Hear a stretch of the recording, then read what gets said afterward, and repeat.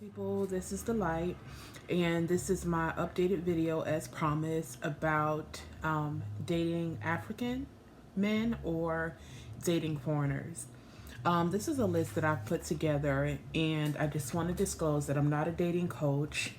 I'm not a trained professional. This is just from my own life experiences. This is from my own opinion. This is from my own mistakes.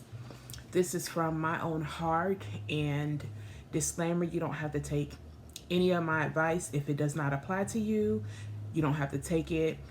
If the shoe does not fit, take it off. This is not to offend anyone. This is not to bash anyone. I am just giving my opinion from my own perspective. This is just going to be a little updated video, just to provide some more information, just to make sure that we're protecting ourselves, make sure that we're being wise, make sure that we're not being naive, but make sure that we're judging things from a healthy perspective, more or less. So is number one thing you want to ask yourself is this person local? For one, I think it's important for a person to be local, because when a person is local, there's a part and pieces of the person that you can see. When you're on the phone with a person, when you're talking to a person long distance, you don't have that opportunity to judge a person in all aspects of life. You can it's very possible that you only may see certain sides of a person when you're speaking to them on the phone. So it's better to have a person that is local, a person that you can see, a person that you can experience, a person that you can observe, a person that you can see how they are around their friends and family, a person you can see when they're angry, when they're happy, when they're upset, when they get bad news. You want to be able to judge and see a person in all seasons. Number two, do they have citizenship? That's number two. I feel, and this is just my personal opinion, and don't shoot the messenger, but not that a person can't have needs, but you want that person to have citizenship. You don't want that to somehow become your responsibility. You want to know that that person has everything that they're needing, and that they're fully capable of entering a relationship with you if that's where things are progressing to, without you not having to worry about that or travel back and forth. It kind of falls back into the same line of, you want to see that person in all seasons. You want that person to be where they need to be in life in order for the two of you guys to have a successful relationship. So number two is, do they have citizenship? Number three, what is that person core beliefs? Spiritually, towards life, towards career, towards their goals. What are their beliefs? And do their beliefs align or are similar to your own beliefs? I'm Christian, and so, I dated a Muslim guy. I dated a very well-rounded Muslim guy. It was the Fulani guy I talked about in the video. But we had different beliefs. So when it comes to worshiping, when it comes to how you deal with life problems, when it comes to what you believe as far as raising your children, what you believe about the roles of a man and a woman, you just want to make sure that the two of you are in agreement. You just want to make sure that you and that person have the same beliefs when it comes to life. There are some men that are very traditional. They do not believe in a woman working outside of the home, or they feel like a woman's sole role is in the home. And you want to make sure that you agree with that as well. If that's how you see yourself, then perfectly fine. But if you're a businesswoman, you want to make sure that you have a person that don't mind you working, or a person that doesn't mind you, being a go-getter. You just want to make sure that your beliefs or are within the same direction, because this is a person that you might, consider marrying. So just something important to consider. Number four is that person financially stable? You don't want to come in contact with the person who is looking for something. You want to make sure that that person is able to fully take care of themselves. And if they're offering or asking to be committed to you, that they're able to bring something to the table. You don't want to look for someone who has their hands out or someone who has a need and they're looking for you to fulfill that need. Both of you should be fully functioning adults who are able to carry their own weight. So that's another one. What are they asking you for? What are they requesting from you? What do they want from you? What are they offering you? I don't know if I need to expound on that or not. You guys can let me know. What are they saying repeatedly? Like, what's their goal? What's their objection? Is it about your love? Is it about your health? Is it about you, or is it about them? Is it all about them? Is it about what they need or the things that they want to do? Are they talking about a life with you all together? Or is it just focused on that person alone? Is that person only speaking of themselves, their hardships, what they have going on? Are they asking about you? Are they checking on you? Are they making sure you're okay? Are they making any arrangements to make sure that you are okay? Is this person open and honest with you? Is this person sharing their thoughts? Is this person sharing their hearts? Or does it seem like they're holding something back? Does it feel like they're hiding something from you? Is this person an open book? Or do you get the sense that there's some parts or there's some things that are like a mystery to you and you don't know? Is that person being vulnerable with you? Are they speaking from their heart? Or does it feel different? Are you getting any slight variations in the way that you feel? Are they consistent with the way that they interact with you? Or are you seeing a bunch of different things? Be on the lookout. What is your mind telling you? Not your heart, but what is your mind saying? What things are coming up in your mind? What things are coming up in your heart when you're out of contact with that person? What's coming in your heart and your mind? Look deeper into those things. Why is your mind telling you what it's saying? What is your mind communicating to you? What are you hearing? What's repeating over in the back of your head? Are there thoughts that you're casting down? Are there things that are in your heart and in your mind that's telling you something and you're not listening and you're ignoring them? Pay attention to what your mind is saying to you. Do you know who you are as a person? Do you know what you want to do with your life? Do you know where you want to go? Do you know the things that you desire to have? Are you able to have those things without that person? If that person is not present, will you still continue to be who you are? It's very important that when you are in a marriage or in a relationship that you do not lose yourself with that relationship. Because if that relationship ends and you have lost yourself, when it ends, you will lose yourself even further. So do not stop your life. Do not stop your goals. Do not stop your desires to be in a relationship. If anything, that relationship should enhance or should improve your desires. It should help you to move forward towards those desires and the goals that you have. So yeah, don't change who you are. Not unless it's an improvement that you see that you need to make, but don't become a different person to be in a relationship. You have to be who you are. You can't muzzle yourself. You can't mute yourself to appease someone else. You want someone that makes space for you to be who you are, honestly speaking.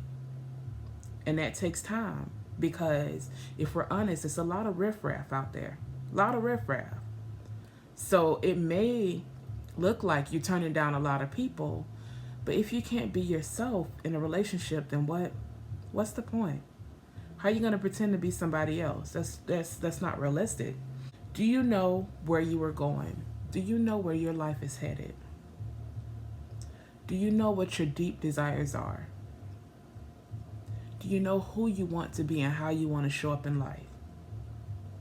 It's important that you know those things before entering. I can't tell you not to enter a relationship.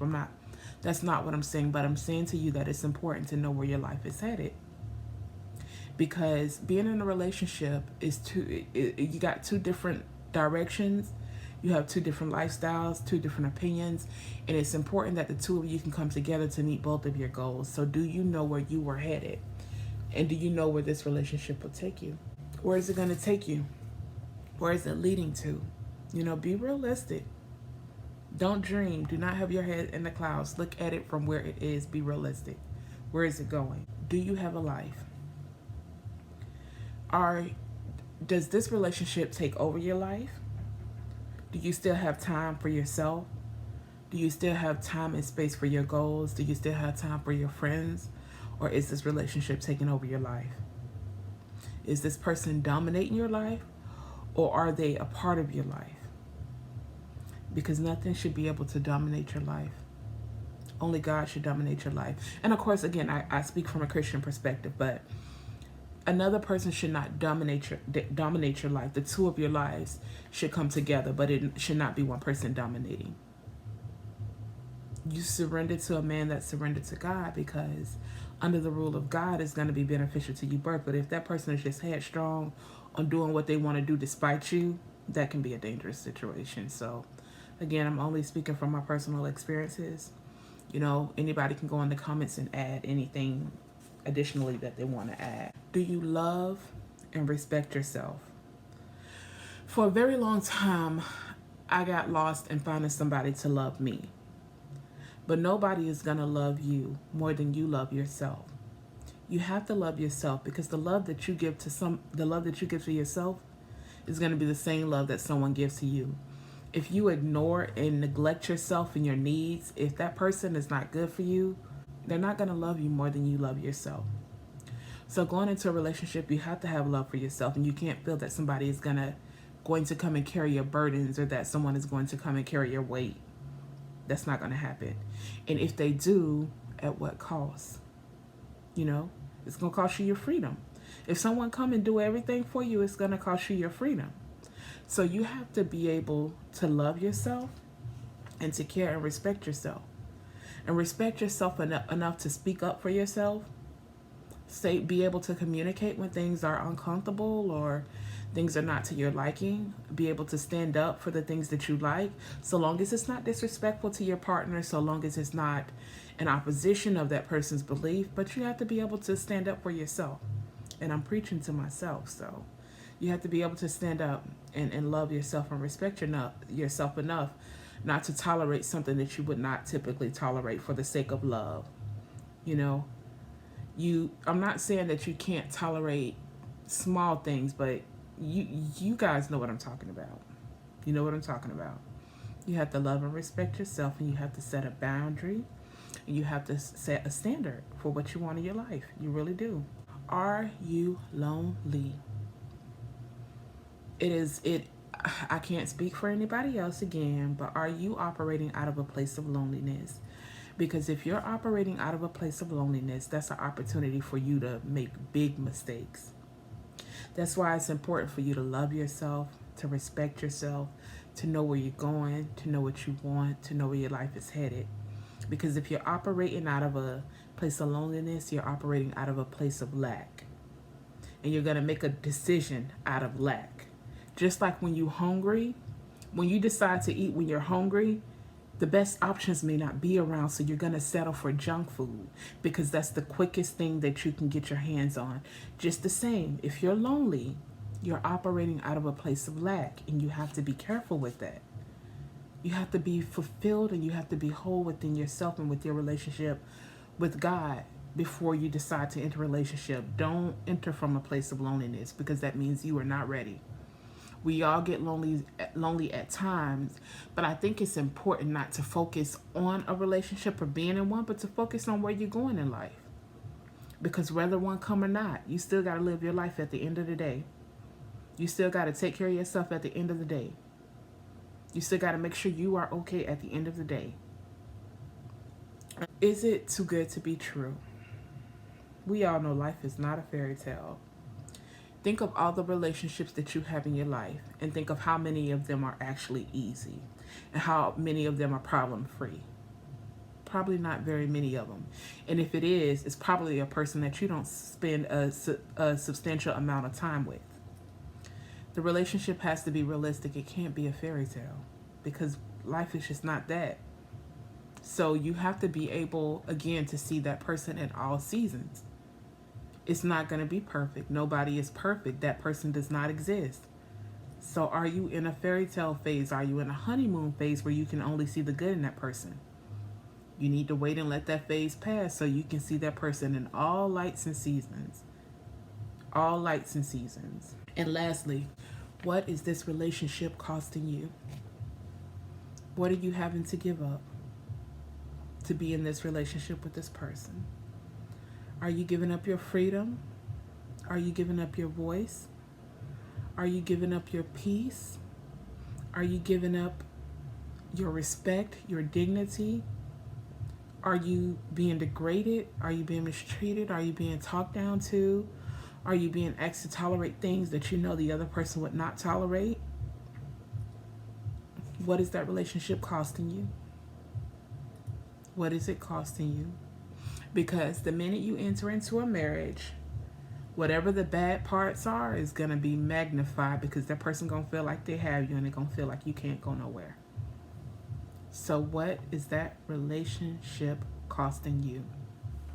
So guys, that was my list. That was a total of 15 things that I want you all to look out for, and to not be naive, to not have your head in the clouds, because today we are living in a climate where we have this thing called alpha male, and they're characterizing it as an alpha male, but it's kind of almost something dark. And I'm not against a man being a man, but I'm more so for a man that's balanced, a man that's emotionally mature, a man that understands his responsibility as well as the role of a woman, a man that doesn't think a woman is an object or a tool or something to be obtained. You know, to understand that a woman has a voice, she has an opinion, she has feelings.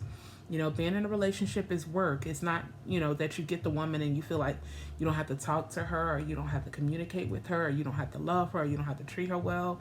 That's not realistic. So I just want to make sure that you ladies are looking at dating from a realistic point, and that you're being realistic about your expectations. So I had to put this out there. There's more to come. This is The Light, signing out.